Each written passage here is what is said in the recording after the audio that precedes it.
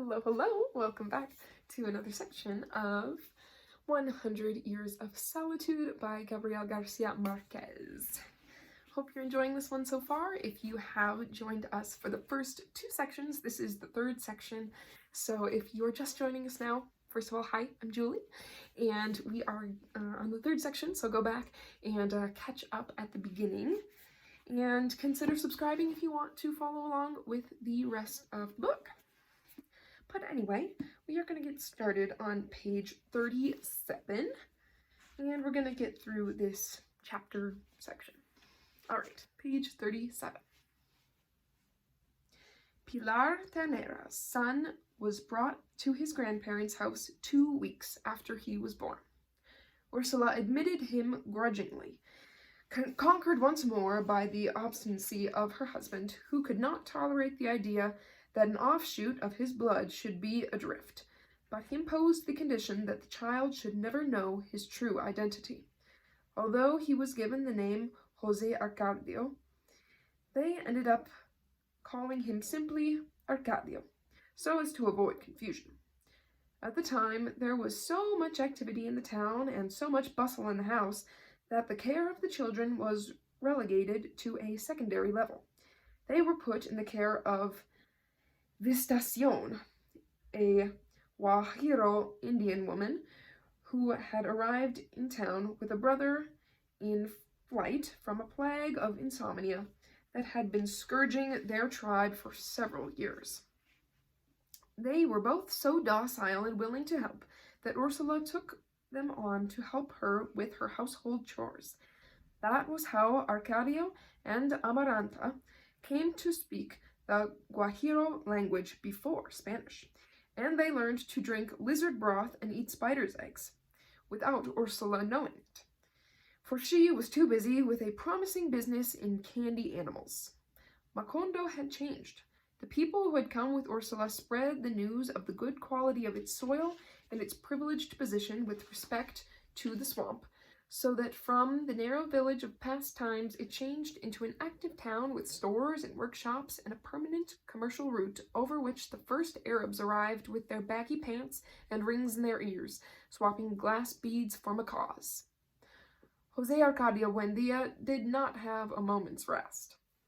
Fascinated by an immediate reality that came to be more fantastic than the vast universe of his imagination, he lost all interest in the alchemist's laboratory, put to rest the material that had become attenuated with months of manipulation, and went back to being the enterprising man of earlier days when he had decided upon the layout of the streets and the location of the new houses so that no one would enjoy privileges that everyone did not have. He acquired such authority among the new arrivals that foundations were not laid or walls built without his being consulted, and it was decided that he should be the one in charge of the distribution of the land. When the acrobat gypsies returned with their vagabond carnival transformed now into a gigantic organization of games of luck and chance, they were received with great joy, for it was thought that José Arcadio would be coming back with them. But José Arcadio did not return, nor did they come with the Snake Man, who, according to what Ursula thought, was the only one who could tell them about their son. So the gypsies were not allowed to camp in town or set foot in it in the future, for they were considered the bearers of concupiscence and perversion. José Arcadio Buendía, however, was explicit in maintaining that the old tribe of Melquiades, who had contributed so much to the growth of the village with his age-old wisdom and his fabulous inventions, would always find the gates open. But Melquiades' tribe, according to what the wanderers said, had been wiped off the face of the earth because they had gone beyond the limits of human knowledge.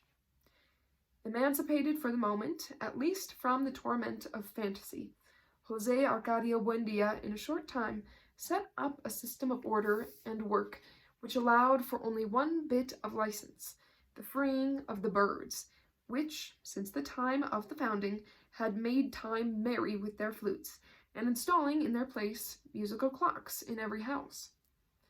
They were wondrous clocks, made of carved wood, which the Arabs had traded for macaws, and which José Arcadio Buendía had synchronized with such precision that every half hour the town grew merry with the progressive chords of the same song until it reached the climax of a noontime that was as exact and unanimous as a complete waltz.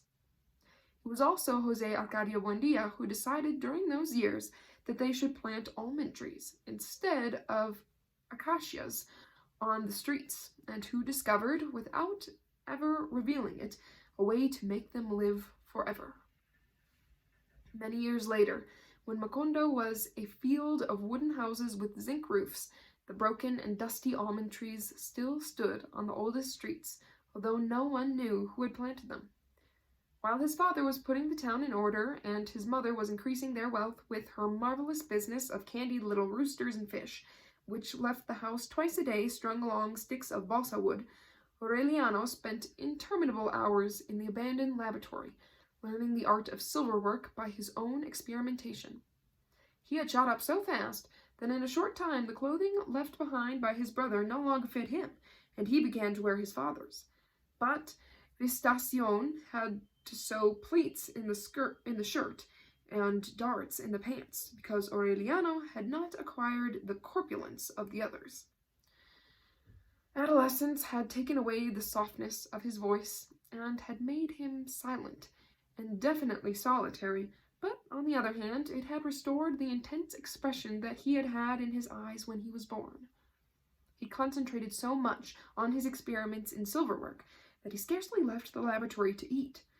Worried over his inner withdrawal, José Arcadio Buendía gave him the keys to the house and a little money, thinking that perhaps he needed a woman.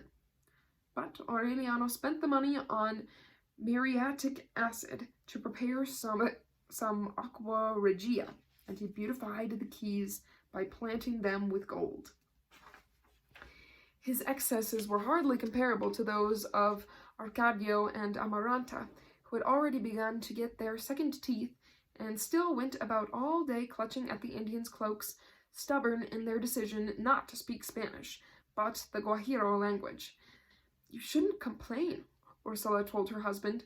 "Children inherit their parents' madness."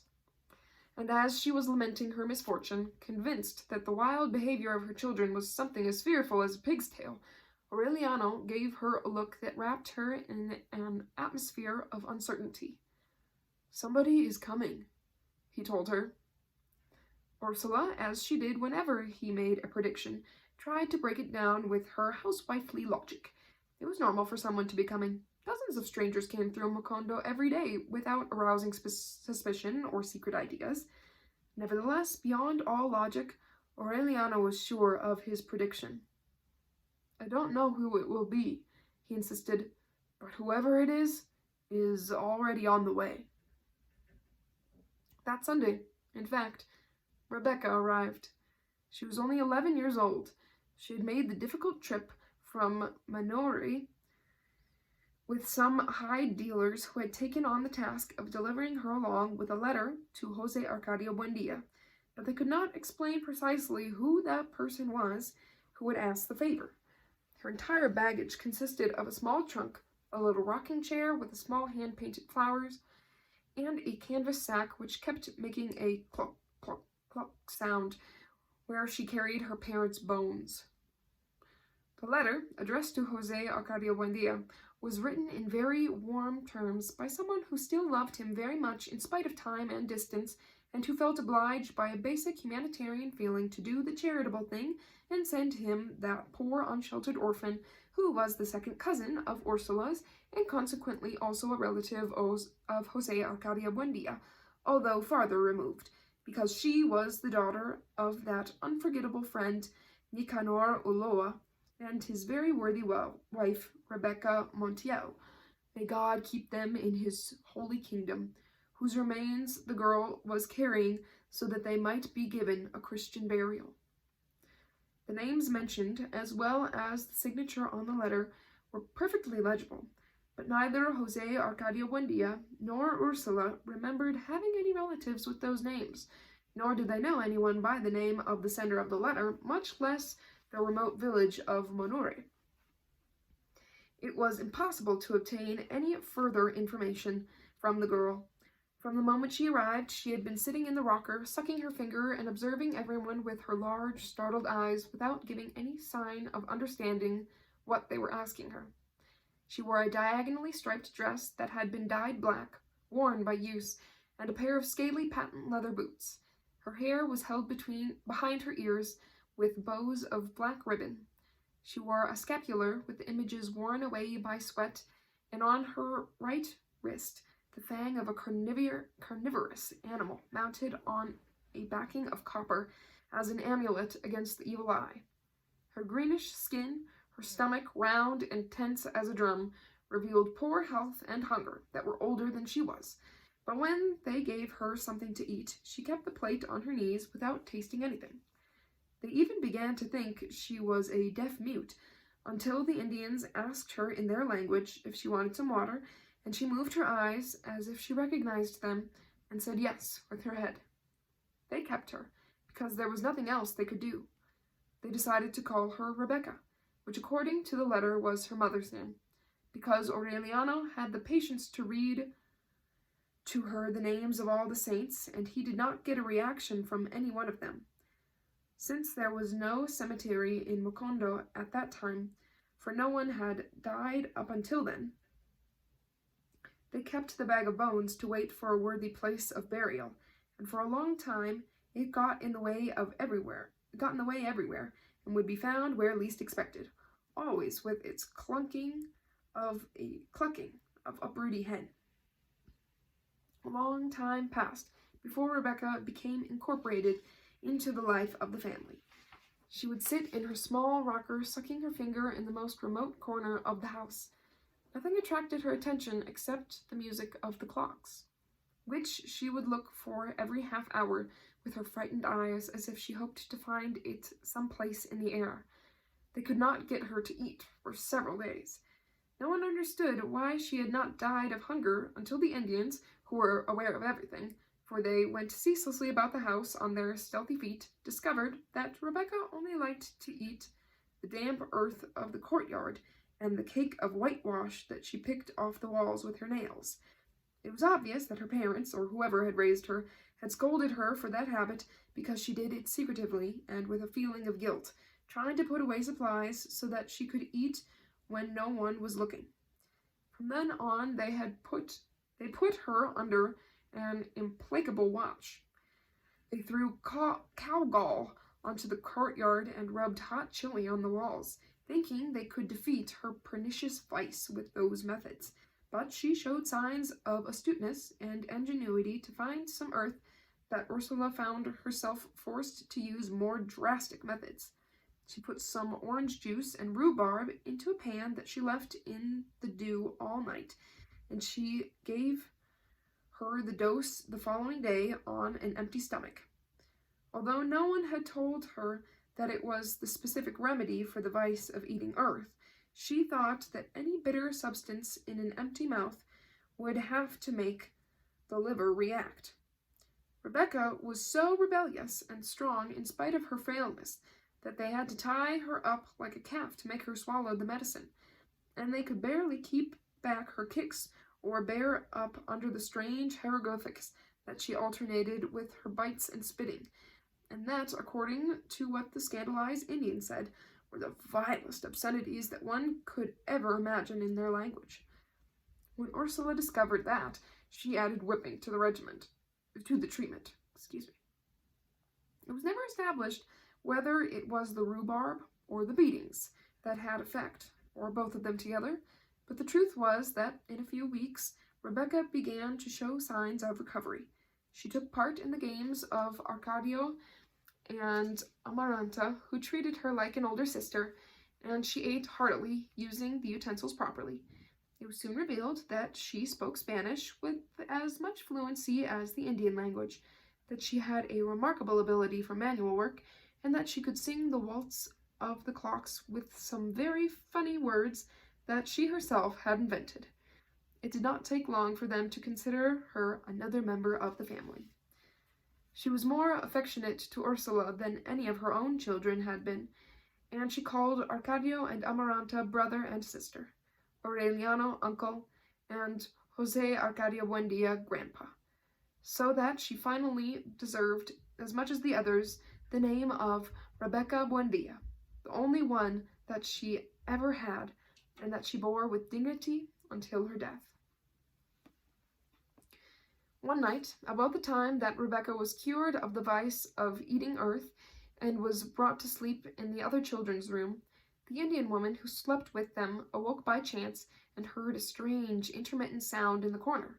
She got up in alarm, thinking that an animal had come into the room, and then she saw Rebecca in the rocker, sucking her finger, and with her eyes lighted up in the darkness like those of a cat, terrified, exhausted by her fate.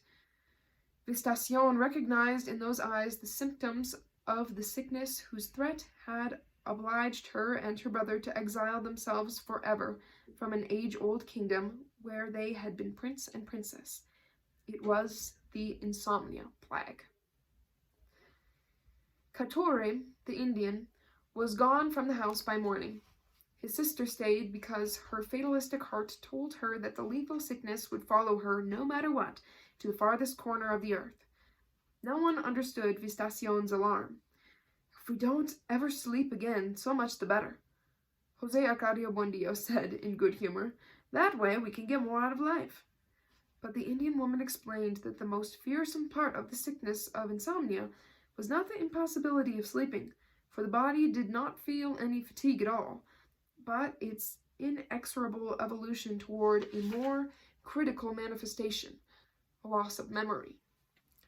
She meant that when the sick person became used to his state of vigil, the recollection of his childhood began to be erased from his memory. Then the name and notion of things, and finally, the identity of people, and even the awareness of his own being, until he sank into a kind of idiocy that had no past. Jose Arcadio Buendia, dying with laughter, thought it was just a question of one of the many illnesses invented by the Indians' superstitions. But Ursula, just to be safe, took the precaution of isolating Rebecca from the other children. After several weeks, when Visitacion's terror seemed to have died down, Jose Arcadio Buendia found himself rolling over in bed, unable to fall asleep. Ursula, who had also awakened, asked him what was wrong, and he answered, "I'm thinking about Prudencio Aguilar again." They did not sleep a minute, but the following day they felt so rested that they forgot about the bad night. Aureliano commented with surprise at lunchtime that he felt very well in spite of the fact that he had spent the whole night in the laboratory gilding a brooch that he planned to give to Ursula for her birthday. They did not become alarmed until the third day, when no one felt sleepy at bedtime and they realized that they had gone more than 50 hours without sleeping. "The children are awake, too," the Indian said, with her fatalistic conviction. "Once it gets into a house, no one can escape the plague."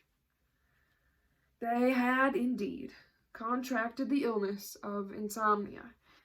Ursula, who had learned from her mother the medicinal value of plants, prepared and made them all drink a brew of monkshood, but they could not get to sleep and spent the whole day dreaming on their feet.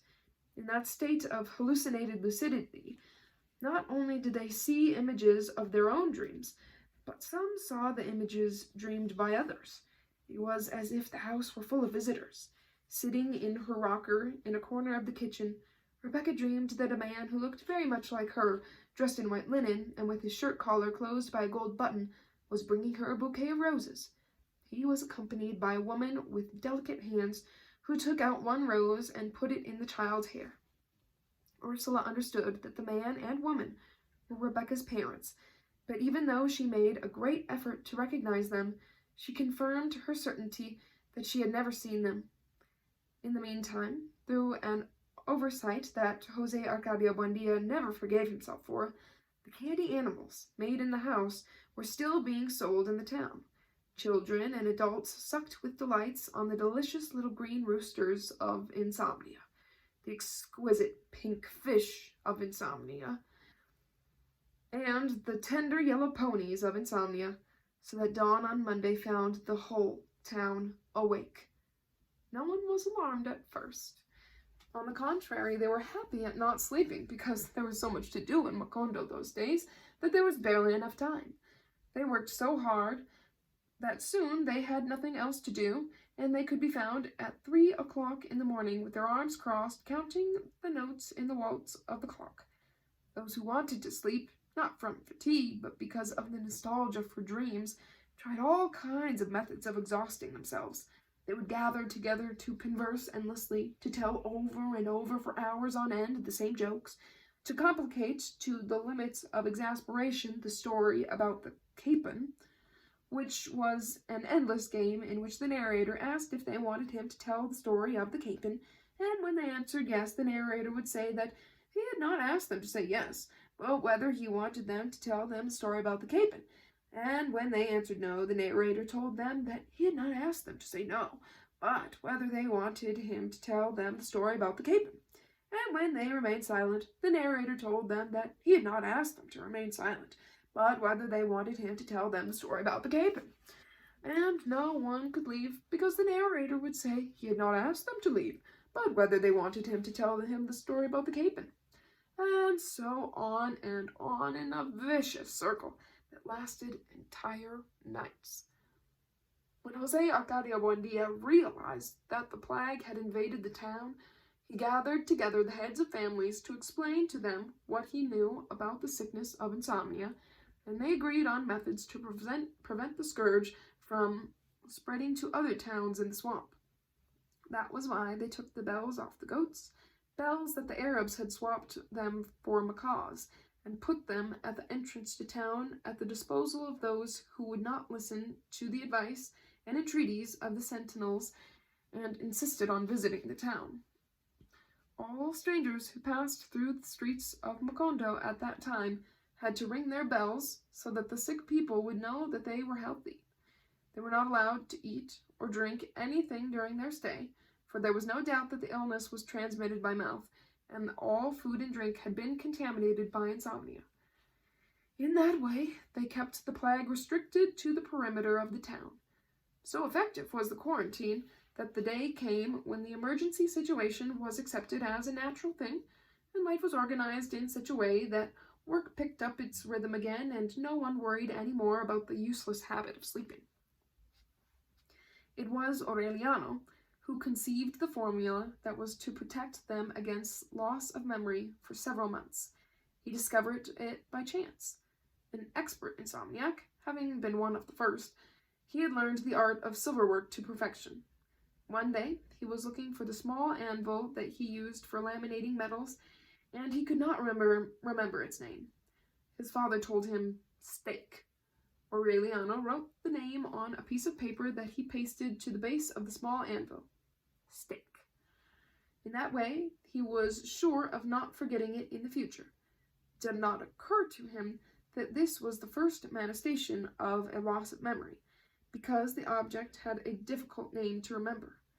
But a few days later, he discovered that he had trouble remembering almost every object in the laboratory. Then he marked them with their respective names, so that all he had to do was read the inscription in order to identify them. When his father told him about his alarm of having forgotten even the most impressive happenings of his childhood, Aureliano explained his method to him, and Jose Arcadio Buendia put it into practice all through the house, and later on imposed it on the whole village. With an inked brush he marked everything with its name. Table, chair, clock, door, wall, bed, pan. He went to the corral and marked the animals and plants. Cow, goat, pig, hen, cassava, caladium, banana. Little by little, studying the infinite possibilities of a loss of memory, he realized that the day might come when things would be recognized by their inscriptions, but that no one would remember their use. Then he was more explicit. The sign that he hung on the neck of the cow was an exemplary proof of the way in which the inhabitants of Macondo were prepared to fight against the loss of memory. This is the cow. She must be milked every morning so that she will produce milk. And the milk must be boiled in order to be mixed with coffee to make coffee and milk. Thus, they went on living in a reality that was slipping away, momentarily captured by words, but which would escape irremediably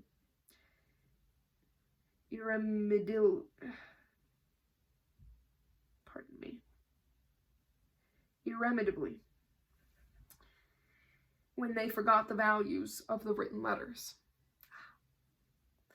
At the beginning of the road into the swamp, they put up a sign that said Macondo, and another larger one on the main street that said God exists. In all the houses, keys to memorizing objects and feelings had been written, but the system demanded so much vigilance and moral strength that many succumbed to the spell of an imaginary reality, one invented by themselves, which was less practical for them but more comforting. Pilar Ternera was the one who contributed most to popularize that mystification when she conceived the trick of reading the past in cards, as she had read the future before.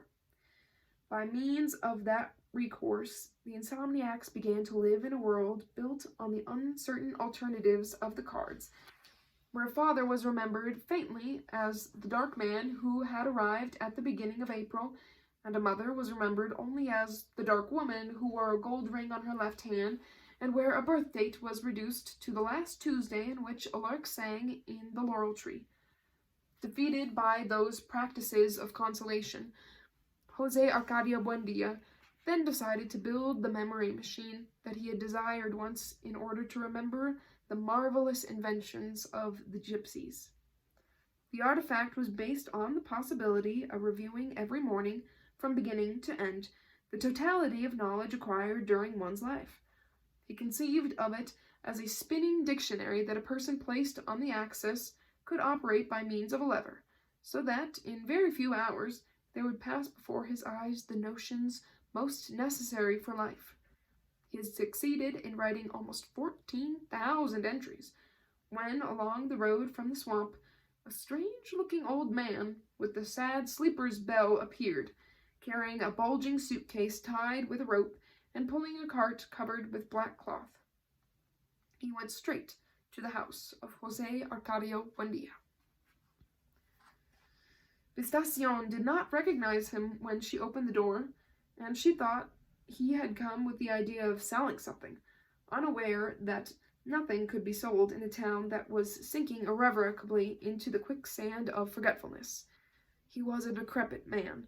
Although his voice was also broken by uncertainty and his hands seemed to doubt the existence of things, it was evident that he came from the world where men could still sleep and remember. José Arcadio Buendia found him sitting in the living room, fanning himself with a patched black hat as he read with compassionate attention the signs pasted to the walls. He greeted him with a broad show of affection, afraid that he had known him at another time and that he did not remember him now. But the visitor was aware of his falseness. He felt himself forgotten, not with the irredeemable forgetfulness of the heart, but with a different kind of forgetfulness, which was more cruel and irrevocable, and which he knew very well, because it was the forgetfulness of death. Then he understood.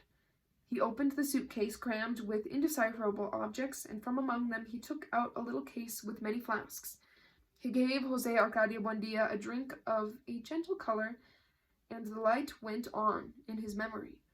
His eyes became moist from weeping, even before he noticed himself in an absurd living room where objects were labeled, and before he was ashamed of the solemn nonsense written on the walls, and even before he recognized the newcomer with a dazzling glow of joy. It was Melquiades. While Macondo was celebrating the recovery of its memory, José Arcadio Buendia and Melquiades dusted off their old friendship. The gypsy was inclined to stay in the town. He really had been through death, but he had returned because he could not bear the solitude.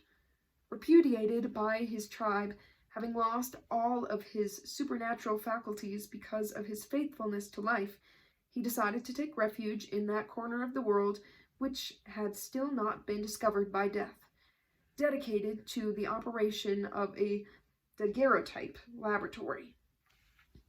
José Arcadio Buendia had never heard of that invention. But when he saw himself and his whole family fastened onto a sheet of iridescent metal for an eternity, he was mute with stupefaction.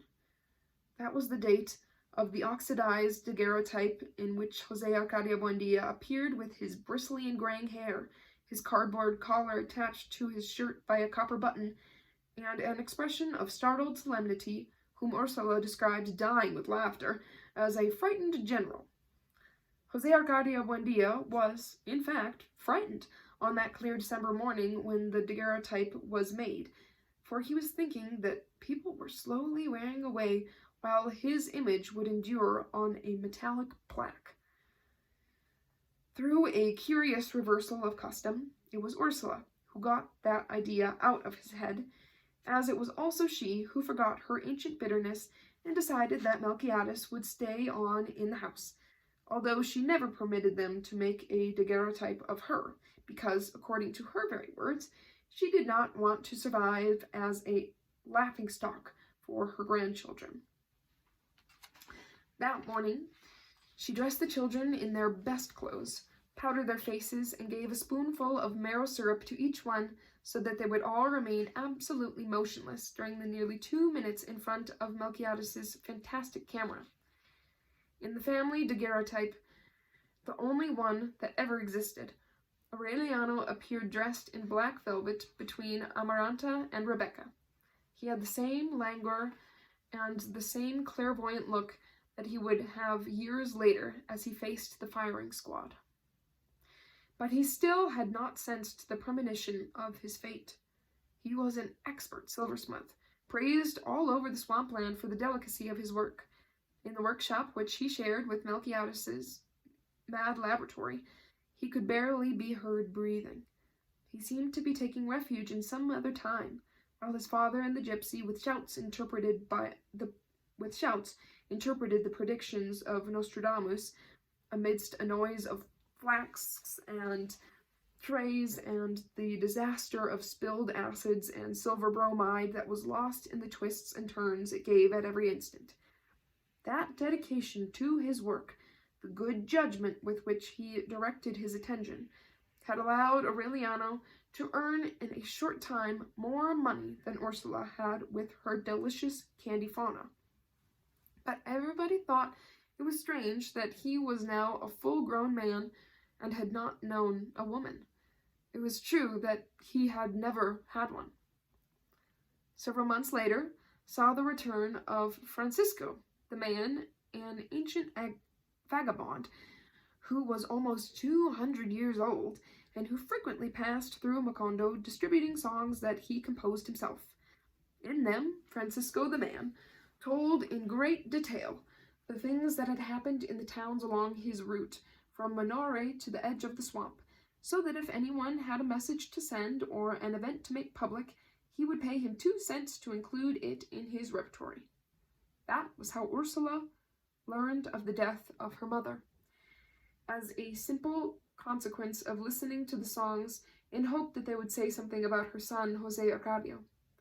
Francisco the man, called that because he had once defeated the devil in a duel of improvisation, and whose real name no one knew, disappeared from Macondo during the insomnia plague, and one night he reappeared suddenly in Caterino's store. The whole town went to listen to him to find out what had happened in the world. On that occasion, there arrived with him a woman who was so fat that 4 Indians had to carry her in a rocking chair, and an adolescent mulatto girl with a forlorn look who protected her from the sun with an umbrella. Aureliano went to Caterino's store that night. He found Francisco the man, like a monolithic chameleon, sitting in the midst of a circle of bystanders. He was singing the news with his old, out-of-tune voice, accompanying himself with the same archaic accordion that Sir Walter Raleigh had given him in the Guianas, and keeping time with his great walking feet that were cracked from saltpeter. In front of a door at the rear, through which men were going and coming, the matron of the rocking chair was sitting and fanning herself in silence.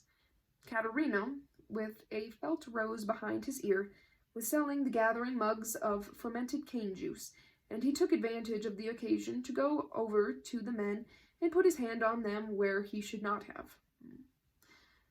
Toward midnight, the heat was unbearable. Aureliano listened to the news to the end without hearing anything that was of interest to his family. He was getting ready to go home when the matron signaled him with her hand. "You go in too," she told him. "It only costs 20 cents. Aureliano threw a coin into the hopper that the matron had in her lap and went into the room without knowing why. The adolescent mulatto girl, with her small bitch's teats, was naked on the bed. Before Aureliano, 63 men had passed through the room that night. From being used so much, kneaded with sweat and sighs, the air in the room had begun to turn to mud. The girl took off the soaked sheet and asked Aureliano to hold it by one side. It was as heavy as a piece of canvas. They squeezed it, twisting it at the ends until it regained its natural weight.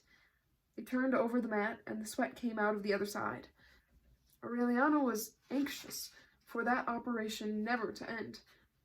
He knew the theoretical mechanics of love, but he could not stay on his feet because of the weakness of his knees, and although he had goose pimples on his burning skin, he could not resist the urgent need to expel the weight of his bowels.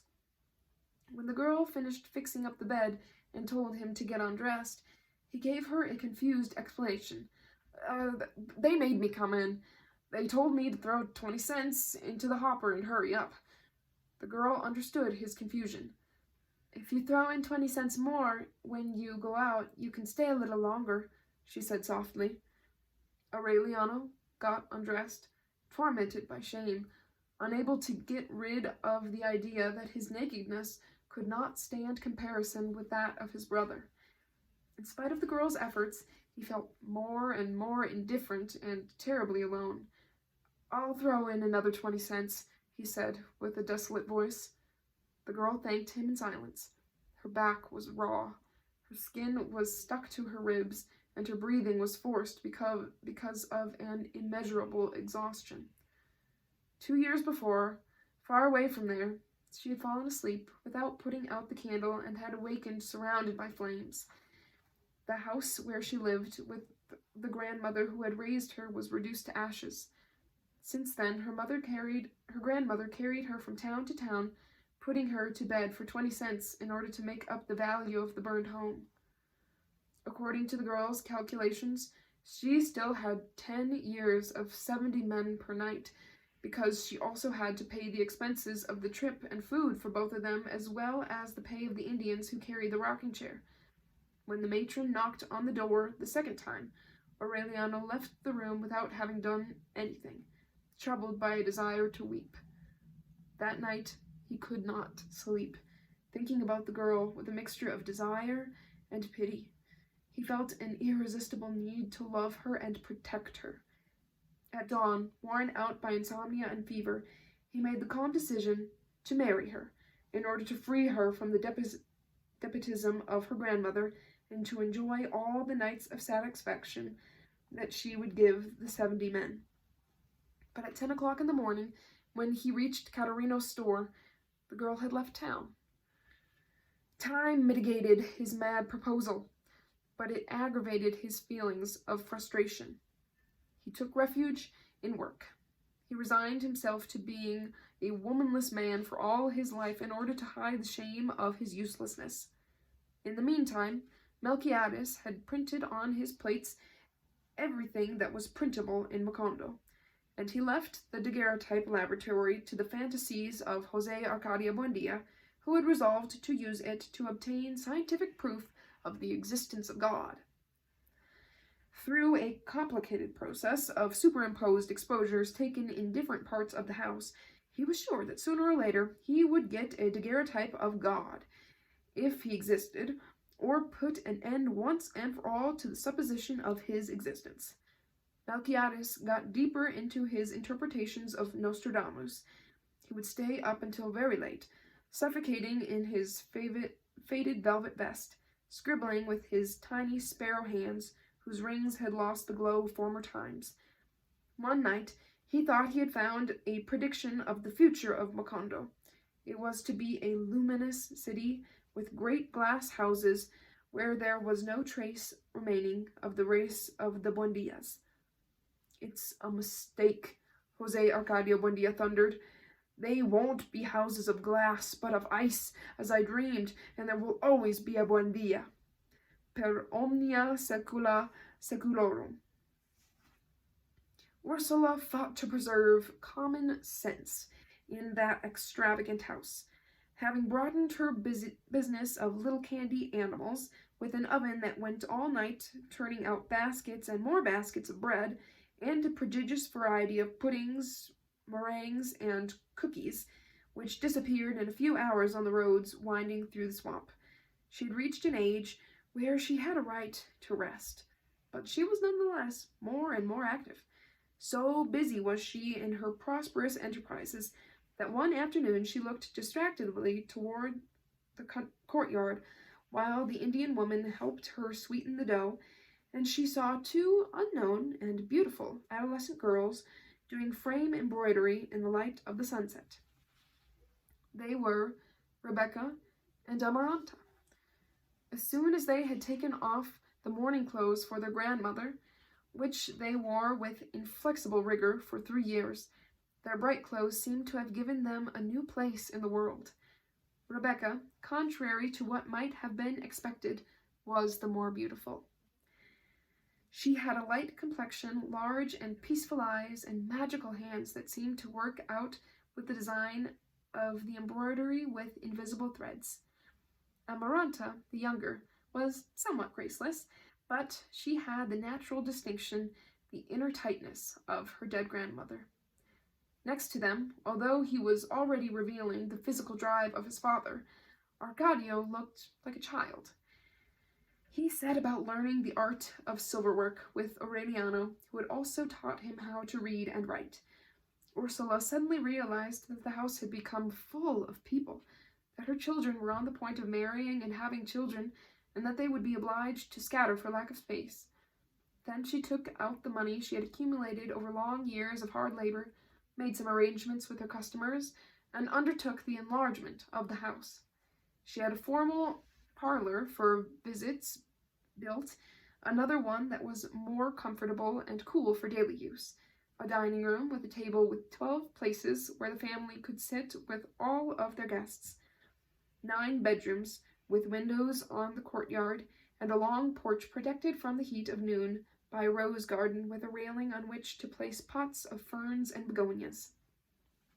She had the kitchen enlarged to hold 2 ovens. The granary where Pilar Ternera had read Jose Arcadio's future was torn down and another twice as large built, so that there would never be a lack of food in the house. She had baths built in the courtyard in the shade of the chestnut tree, one for the women and another for the men, and in the rear a large stable, a fenced-in chicken yard, a shed for the milk cows, and an aviary open to the 4 winds so that wandering birds could roost there at their pleasure. Followed by dozens of masons and carpenters, as if she had contracted her husband's hallucinating fever, Ursula fixed the position of light and heat and distributed space without the least sense of its limitations. The primitive building of the founders became filled with tools and materials, of workmen exhausted by sweat, who asked everybody please not to molest them, exasperated by the sack of bones that followed them everywhere with its dull rattle. In that discomfort, breathing quicklime and tar, no one could see very well how from the bowels of the earth there was rising not only the largest house in the town, but the most hospitable and cool house that had ever existed in the region of the swamp. Jose Arcadio Buendia, trying to surprise divine providence in the midst of the cataclysm, was the one who least understood it. The new house was almost finished when Ursula drew him out of his chimerical world in order to inform him that he had an order to paint the front blue and not white, as they had wanted. She showed him the official document. Jose Arcadio Buendia, without understanding what his wife was talking about, deciphered the signature. "Who is this fellow?" he asked. "The magistrate," Ursula answered disconsolate. stolidly. "They say he's an authority sent by the government." Don Apollinaire Moscote, the magistrate, had arrived in Macondo very quietly. He put up at the Hotel Jacob, built by one of the first Arabs who came to swap knickknacks for macaws, and on the following day he rented a small room with a door on the street 2 blocks away from the Buendia house. He set up a table and a chair that he had bought from Jacob, nailed up on the wall the shield of the Republic that he had brought with him, and on the door he painted the sign, Magistrate. His first order was for all the houses to be painted blue in celebration of the anniversary of national independence. José Arcadio Buendia, with the copy of the order in his hand, found him taking his nap in a hammock he had set up in the narrow office. "Did you write this paper?" he asked him. Don Apollinaire Moscote, a mature man, timid with a ruddy complexion, said, "Yes." "By what right?" José Arcadio Buendia asked again. Don Apollinaire Moscote picked up a paper from the drawer of the table and showed it to him. "I have been named magistrate of this town." José Arcadio Buendia did not even look at the appointment. "In this town, we do not give orders with pieces of paper," he said without losing his calm. "And so that you know it once and for all, we don't need any judges here, because there is nothing that needs judging." Facing Don Apollinaire Moscote without raising his voice, he gave a detailed account of how they had founded the village, and how they had distributed the land, opened the roads, and introduced the improvements that necessity required without having bothered the government, and without anyone having bothered them. "We are so peaceful that none of us has died even of a natural death," he said. "You can see that we still don't have any cemetery." No one was upset that the government had not helped them. On the contrary, they were happy that up until then it had let them grow in peace, and he hoped that it would continue leaving them that way because they had not founded a town so that the first upstart who came along would tell them what to do. Don Apollinaire had put on his denim jacket, white like his trousers, without losing at any moment the elegance of his gestures. "So that if you want to stay here like any other ordinary citizen, you're quite welcome," José Arcadio Buendia concluded. "But if you've come to cause disorder by making the people paint their houses blue, you can pick up your junk and go back to where you came from, because my house is going to be white, like a dove." Don Apollinaire Moscote turned pale. He took a step backward and tightened his jaws as he said with a certain affliction, "I must warn you that I'm armed." José Arcadio Buendia did not know exactly when his hands regained the useful strength with which he used to pull down horses. He grabbed Don Apollinaire Moscote by the lapels, lifted him up to the level of his eyes. "I'm doing this," he said, "because I would rather carry you around alive and not have to keep carrying you around dead for the rest of my life." In that way, he carried him through the middle of the street, suspended by the lapels, until he put him down on his 2 feet on the swamp road. A week later, he was back, with 6 barefoot and ragged soldiers armed with shotguns, and an ox cart in which his wife and 7 daughters were traveling. 2 other carts arrived later with the furniture, the baggage, and the household utensils. He settled his family in the Hotel Jacob, while he looked for another house, and he went back to open his office under the protection of the soldiers. The founders of Macondo, resolving to expel the invaders, went with their older sons to put themselves at the disposal of José Arcadio Buendia. But he was against it, as he explained, because it was not manly to make trouble for someone in front of his family, and Don Apollinaire had returned with his wife and daughters, so he decided to resolve the situation in a pleasant way. Aureliano went with him. About that time he had begun to cultivate the black mustache with wax tips and the somewhat stentorian voice that would characterize him in the war. Unarmed, without paying any attention to the guards, they went into the magistrate's office. Don Apollinaire Moscate did not lose his calm. He introduced them to two of his daughters who happened to be there. Amparo, 16, dark like her mother, and Remedios, only 9, a pretty little girl with lily-colored skin and green eyes. They were gracious and well-mannered.